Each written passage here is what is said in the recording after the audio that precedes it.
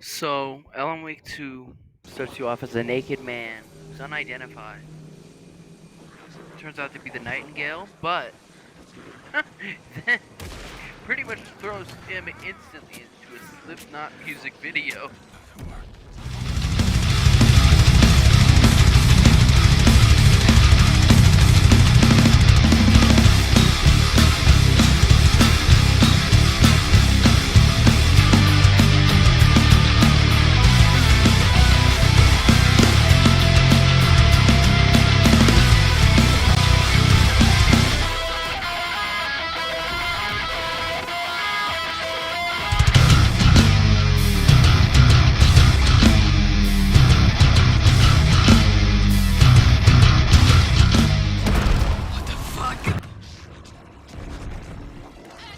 So at this point, I'm a little bit confused. And then they start, showing us his pee again, so I had to throw up a little bit of a suggestion on the screen for all. But then we cut to this beautiful shot. And this is where I start to feel that feeling that I got from the first game. That Twin Peaks mystique, like, damn, I think I might be in for something special here. And I didn't understand anything that just happened. Let's fucking go. Title card. I do understand what happened. But at first, I was so goddamn confused. And that's what I like about these games is it takes a lot of gameplay to actually fully understand. So I understand why there's some people that think the Alan Wake series is complete, nonsensical, convoluted rubbish. But I also understand that those people never completed either game. Because once you beat the first Alan Wake game, going into the second game, all the answers are there for you. You just really had to have paid attention.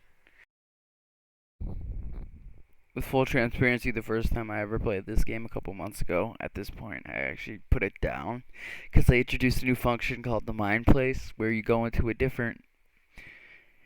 It's like instead of going into the settings, the game doesn't pause, but you go to a different place in her mind where she's able to connect different clues and pieces of information that you find around the map. Say, for example, if you find a note that some person left behind explaining what they were doing in that area, she'll remember that, and then you go to this mind place and there's like an FBI case board that you connect all the clues with strings like in the movies.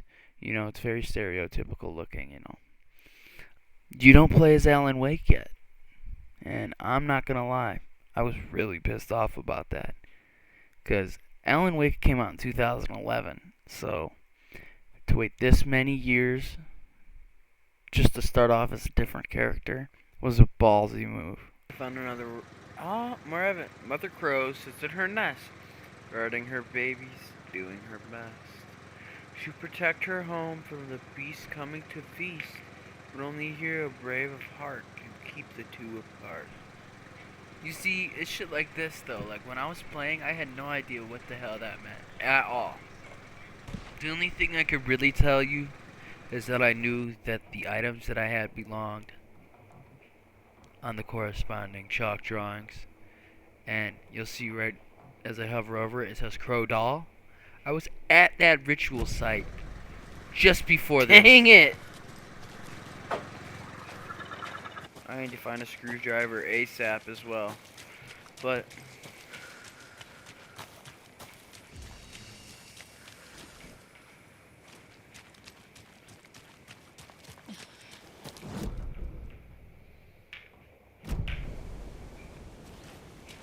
okay, I got it.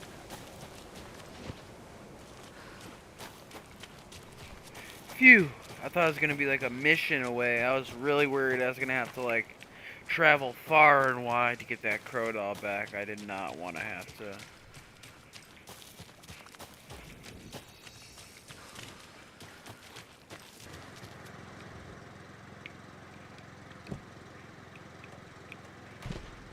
Yes.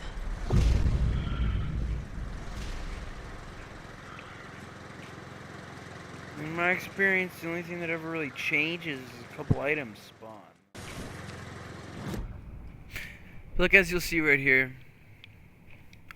as events happen, she'll gather her own clues that you can pin to the corresponding prompts, I guess I'll call them, on the case board, and then thus reveal further information that you weren't able to get on your own, because they made it a point to tell the player that she's like a magician detective, better than anyone else on the FBI force.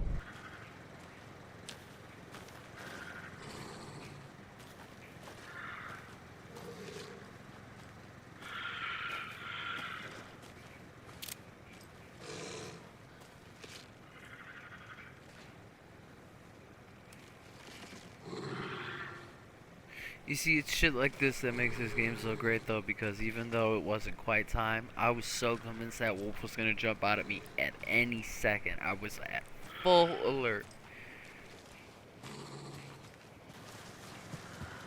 Another locked box.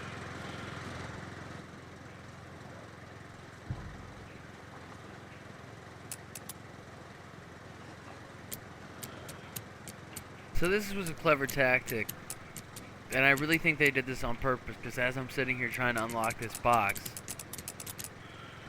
I'm not in any animation that protects me from enemy danger. I'm just sitting here trying to figure out this puzzle, and there's a note on the top that I still haven't read yet, because oh shit, there's a fucking wolf. If I would have sat there and tried to keep fiddling with that goddamn lock, I would have gotten eaten by that wolf.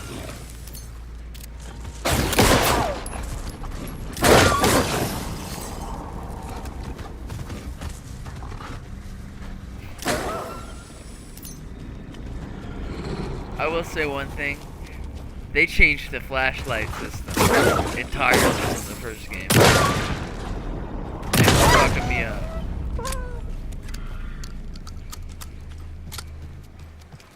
Oh, yeller that bitch.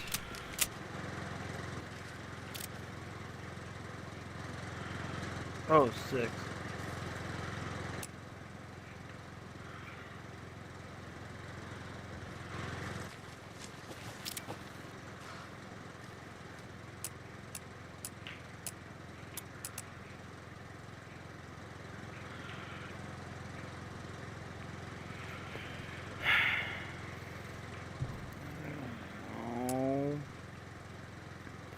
How am I doing? What?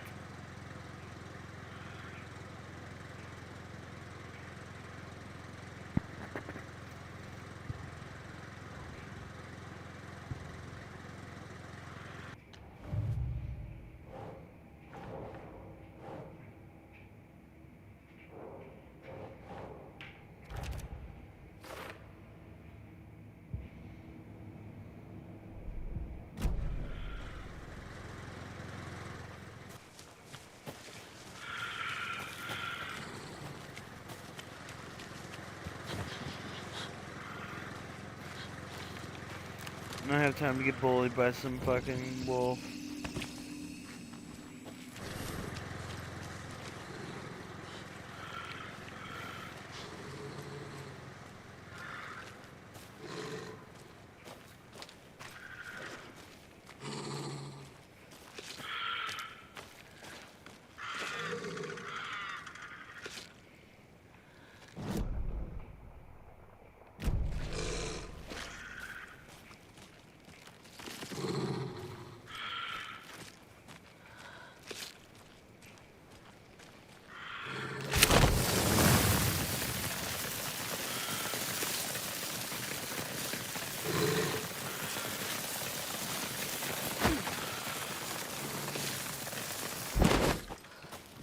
Another charm for my bracelet.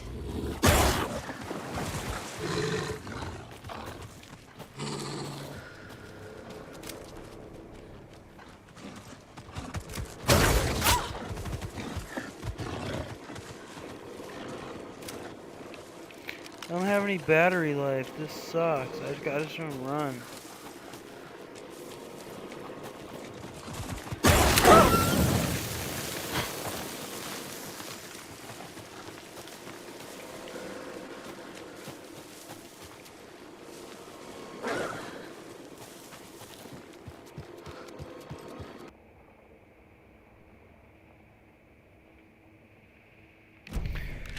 Well, damn it!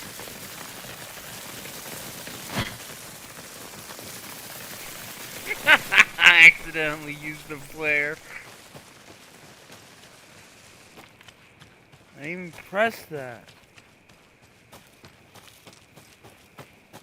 One day later.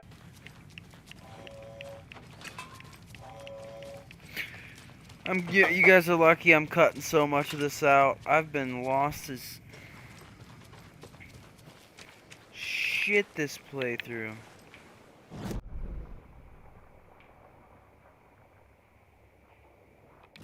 What the hell? I finally come back and how's it going down there? I think I'm done here. let's go. I'll meet you at the parking lot. No. No. I accidentally pressed that. I can't waste any of that flashlight in this game. That's one thing I don't like compared to the first game. The first game technically had infinite flashlight, like it would reach out on its own. Now that's probably like a charm or some stupid shit. Warning. Activity detected. AWE. Event in progress.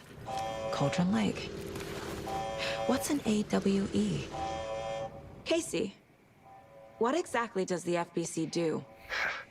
After New York, when I started looking for our friend here, their name came up.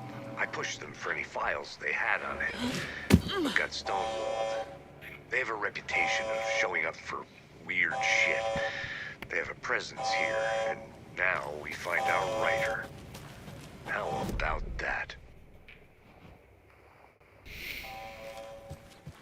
Finally, this is the farthest I've ever made it in this game. The first time I played it, I got so caught up on all the weird, the mind place and connecting all the dots that I quit. You ready to go?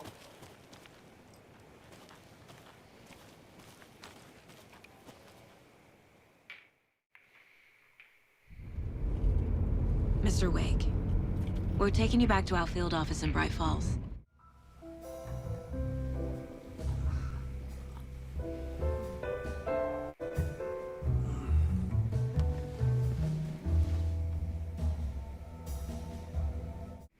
Robert Nightingale. Do you know him? You were both here in 2010.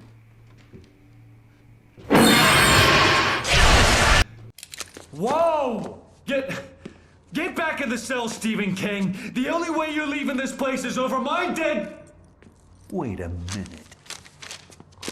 I know.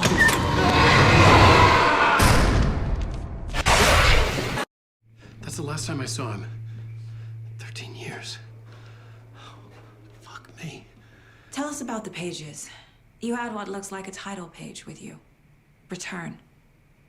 Is this the name of the story on these pages? The writer's name has been scratched out pretty violently, but your name can still be made out underneath. Scratch. Did you write these pages, Mr. Wake? I'm trying to remember. It's a crazy jumble, like a nightmare. It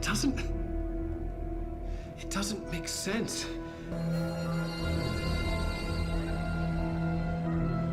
I remember.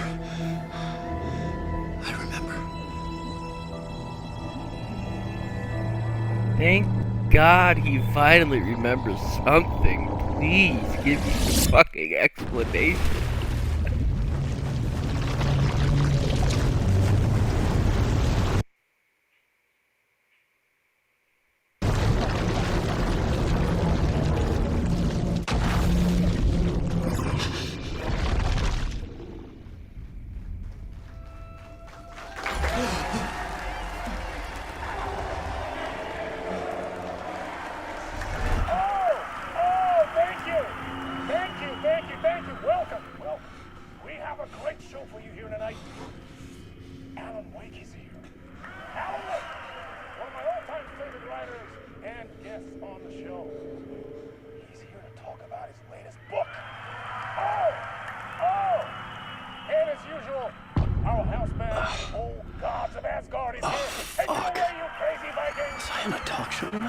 Waking up in places with no memory of how I'd gotten there.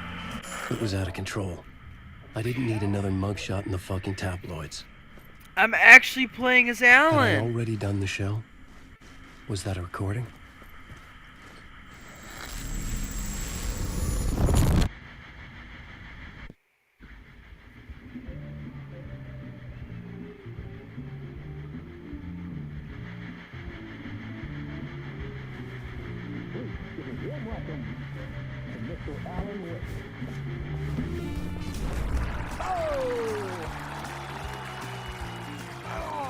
Good to see you, Alan. Great to see you. Welcome back to the show. Come on, sit down, sit down, sit down. Woo! Oh, man. It is so good to see you, Alan. This must be an exciting time for you. Tell me, does it ever get old? Sorry, does what get old? Publishing a new book. Are you okay there, my friend? You look like you've been cooped up in the writer's room for a few too many years. This is exactly how I feel. You know, I've waited so long to get my hands on the sequel to Departure. You left us on quite the cliffhanger. We've all been dying to know what "it's not a lake, it's an ocean" really means. You and me both. Well, our wait is over. Your new book, Initiation, hits the shelves tomorrow. What? That's exactly what every reader will be asking. This book is mind-bending. It's so cerebral. I mean, how would you describe it? An auto-fictional thought experiment? A horror story? A postmodern detective story? Wait. This isn't right. I haven't written anything. He's so humble. Okay, you got me. Good prank, very funny. This is But yeah, fucking. I sad to say, I've not written this. Oh I my remember god, if I'd we're written in the the book, story. Or maybe it was written by your evil double. Well played, man. That is spot on. Playing the role here. Pretending the world of the book overlaps our own. That's very meta indeed.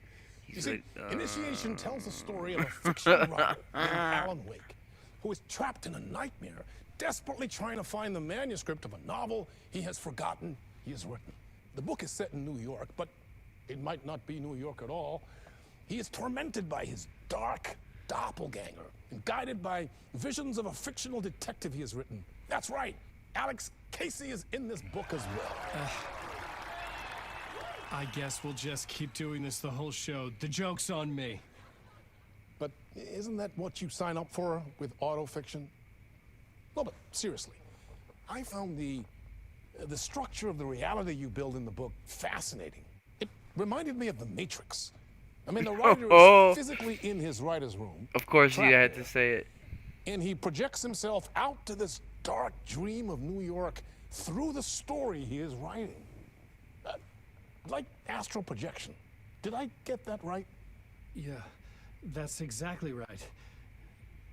Go on. I should be taking notes here. This is great stuff. Notes to that other Alan Wake in that room writing this as we speak? Are we all in your story, Alan? Wow. No, I wish you every success with your new book, Alan. I hope it's as successful as your best-selling Alex Casey series. Initiation hits the shelves tomorrow. After this, I'm sure we'll all be eagerly awaiting the culmination of this hero's journey trilogy of yours. A book called Return, perhaps.